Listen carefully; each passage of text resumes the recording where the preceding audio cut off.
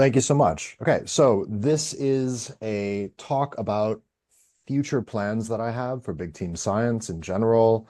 Not necessarily a challenge, but where I want to see it sort of moving forward as well, in this idea of how to randomly sample the globe. And so, just to sort of say it right off the bat, we can't. We simply cannot randomly sample the globe. We know this. We've known this for a long time. But there is a sort of wide gulf between where we currently are and this sort of ideal of randomly sampling all of humanity. And as far as I can tell, we've been complaining, at least as far back as the 1960s in psychology, about focusing too much on undergraduates and the sort of college sophomore psychology problem. And I think that's sort of helped stifle movement. Now, big team science is one of the best times that we've seen moving forward in this, but I think we can go even bigger, right? So when we think about generalizability, we have to think about what sort of principles underlie the right to claim generalizability. One of those is an a priori known probability. This is underlying everything about probability sampling. Non-response bias is a huge element. We're going to talk about this as well. And the concept for treatment heterogeneity. And I think that through big team science, we can go from where we used to be to where we currently are, which is much better, to get even closer, even though we will never actually get to sort of pure random sampling of humanity. Just so people know, I'm an associate director of the Psychological Science Accelerator. So we have labs all over the world conducting the same studies at the same time on every inhabited continent on the planet. So while this is great and I love it and I'm very proud of this, I want to propose a method for taking what we have and moving it even closer towards sort of human generalizability. So it starts with the counterfactual logic of random sampling, right? So we don't actually think of a simple survey to a country. We don't actually have to measure everybody in the country. That's okay. That's the kind of nature of random sampling. What we do have to have, though, is an estimate of people's behavior. So I don't need to know your thoughts on, say, the current political climate in your country to be able to estimate it. Because if your beliefs are relatively common through random sampling, I'm going to get other people who have that same view. If you have a very niche view, it's going to show up as not very common. And this underlies the counterfactual logic here, where I don't actually need to know, I don't have to ask you to get a sense for an estimate of how you believe. This is the counterfactual is what I would have learned if I had asked you. And because it's random, we sort of get this opportunity to estimate the counterfactual of random sampling. In simple random sampling, I don't have to measure everybody. Again, we can't do simple random sampling, but I don't actually have to measure everybody. I can get a sort of, excuse me, a priori random sample and use that as an estimate for other people's behavior. There's some work here from Sikorsky and colleagues about this sort of counterfactual logic underlying random sampling. What I do have to have is the possibility of asking you. If I could never have asked you, then I'm not really engaging in random sampling. I do have to have this possibility, and this possibility of asking everybody is one of the reasons why we just absolutely cannot randomly sample the globe. I don't have the possibility to get anybody on the planet to take part in our big team science studies. But we want to hold that counterfactual logic in our heads of, I don't need to know your responses. If I engage in random sampling, I can estimate what it would be. So that's sort of a first key here to moving forward. A second key priority or second key is this a priori probability. So with probability random sampling, I have to assign everybody a known probability. So if I have 1,000,000 people and I want to do a pure random sample of them, everybody gets a 1 in a million chance of being in my study, and I repeat this over and over and over again. I can't do this on a global scale because I can't assign people to a known probability of selection, not just in countries where we don't really collect a lot of psychology research, but even within countries, there's people that live all over in rural areas. hunter-gatherers, native people who we just can't get. I cannot assign people a known probability of selection. But simple random sampling is not the only way to do random sampling. There is cluster random sampling, which is a random sampling technique that I think most psychologists haven't thought about unless they teach research methods, but it's a perfectly acceptable way of random sampling. I have to randomly sample clusters, right? But to do cluster random sampling, I need discrete clusters. Now, luckily, in the Psych Science Accelerator, we have those discrete clusters, and those are countries with clear borders and people within them. So what I can do is I can randomly sample countries first, because that is my cluster random sampling. Now, if I were to do this for all, I think 230 or so countries and territories in the world, I would get a random sample. But the problem is what I'm looking for is generalizability to human beings. Right? And there are issues like, for example, Fijians are just less common than people in China or people in India are. There's over 1 billion people in China and India, and there's far fewer in Fiji. If I assign them the equal probabilities of being selected in my cluster sample, I'm going to get a very different view of the world. But there's another type of technique called probability proportional to size. And what that means is the bigger the cluster is, the higher probability I have of sampling that cluster, right? So bigger clusters just have a higher probability of selection.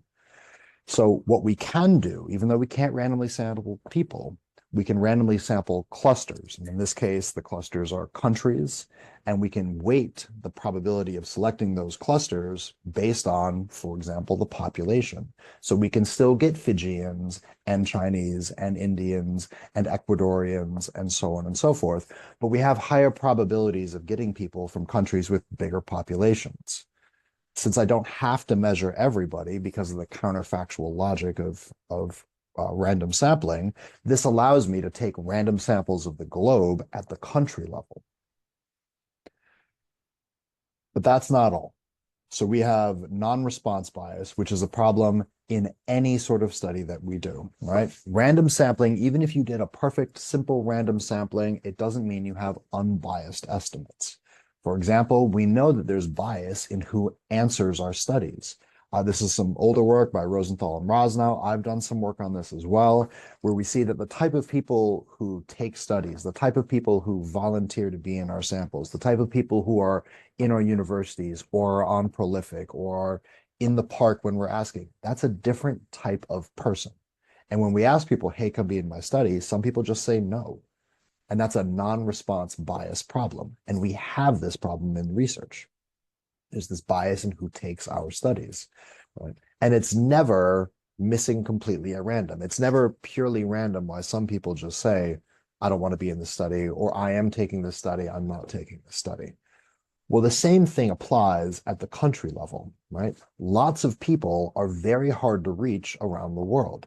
Even countries are hard to reach. So if you look at this map of the Psych Science Accelerator's coverage, you see we are a lot of places, but there are a lot of places we are not. For example, in big parts of Africa, we do not have a lot of representation there.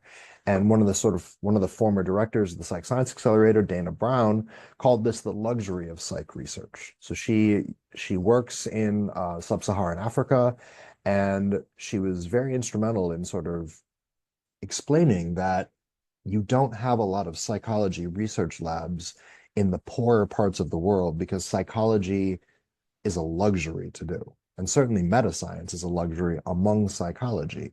Where you do have anything behavioral or social sciences in some of the poorest places in the world, it tends to be around developmental economics because that's where their priorities are. So we have problems getting to different parts of the world because there's not psychology colleagues there whom we can collaborate with. This is no different than having people who just refuse to be in your study. It's a form of non-response bias, right? But from the survey methodology literature, if you know the difference between who is and who is not answering your survey, you can correct for non-response bias. Similarly, if we know we cannot get people in Afghanistan, or we cannot get people in Chad, or we cannot get people in other places, we can correct for that non-response bias the same way that survey methodologists have done for generations. And Julian Schussler has some really great work talking about how non-response bias in directed acyclic graphs can be accounted for once you understand the structure of who is and who is not responding. So this is something that is solvable statistically, even if we can't get there practically.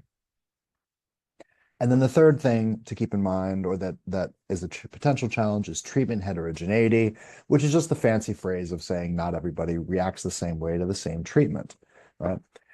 Uh, we don't know the fullest extent if non-response matters for treatment heterogeneity.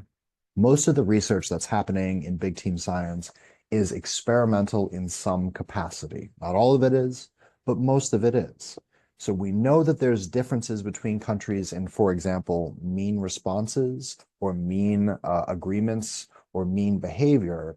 But what's less clear is systematic treatment heterogeneity. Does the treatment effect differ place to place? And at least in the Psych Science Accelerator, we tend to see more treatment homogeneity when replicating something than we see treatment heterogeneity. These things, though, potential differences in mean levels within clusters, again, clusters are now our countries, can again statistically be taken into account. And it's more of an open question, I think, whether there are large differences in treatment effects, something that we do look for in these big team science studies. So what we need to know is under what conditions would it be a problem that we can't get people from Mali, for example? Does that actually bias our treatment effects that we're seeing in our studies? Something that gives me pause about this is moderation, which is essentially what we're talking about. We're talking about interactions of treatment effects by countries or cultures, is among the least replicable methods in all of psychology. We said this a number of times, especially initially in the open science collaboration. I believe very much in treatment heterogeneity, but my belief is waning because of so many times it being shown to not replicate. There's some really great work from Moniz, Ramirez, Perez, Hartman, and Jesse that used a nationally representative sample in the United States. So when you do this research with nationally representative samples, the companies that control this will go out and they'll draw a random sample. And there's kind of two types of people, or really three types of people in these studies. The first type are the people who you reach out to and say, hey, we want you to be in the study. And they say, okay. And these are the eager responders. Then there's the people who you reach out to and say, hey, we want you to be in our study, and they don't respond or they say no. And then because they're doing nationally representative work, they don't just move along. They go back and say, okay, well, what if we paid you extra? What if we came to you? What if we did more to help you out? And those are the reluctant respondents. And then there's the true non-responders, which seems to be about 10 to 12% of the population. But Moniz and all did this really fascinating study where they looked at all of the studies that had been done in this nationally representative sample, and they compared the treatment effects among the eager responders to those in the reluctant responders. And what you see is there's effectively no difference. So the treatment effects tend to be the same, whether you're sampling the eager participants or the ones that you have to go and follow up and really kind of like try and pursue to be in your study. So this is another example of like, there is treatment heterogeneity, I believe, but in many of our treatments, we don't tend to see it that often. So how do these things come together, right? Well, the journey of 1,000 miles begins with a single step, and this is what I want BTS to do with the first step, right? So here is my idea for a first attempt at randomly sampling the globe, or at least getting closer, right?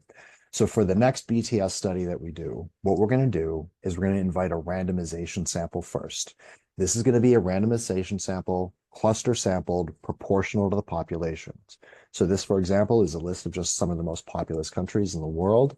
And as you can see, we're going to be oversampling India and China. We'd be undersampling the United States because the United States does dominate a lot of our data collections in big team science.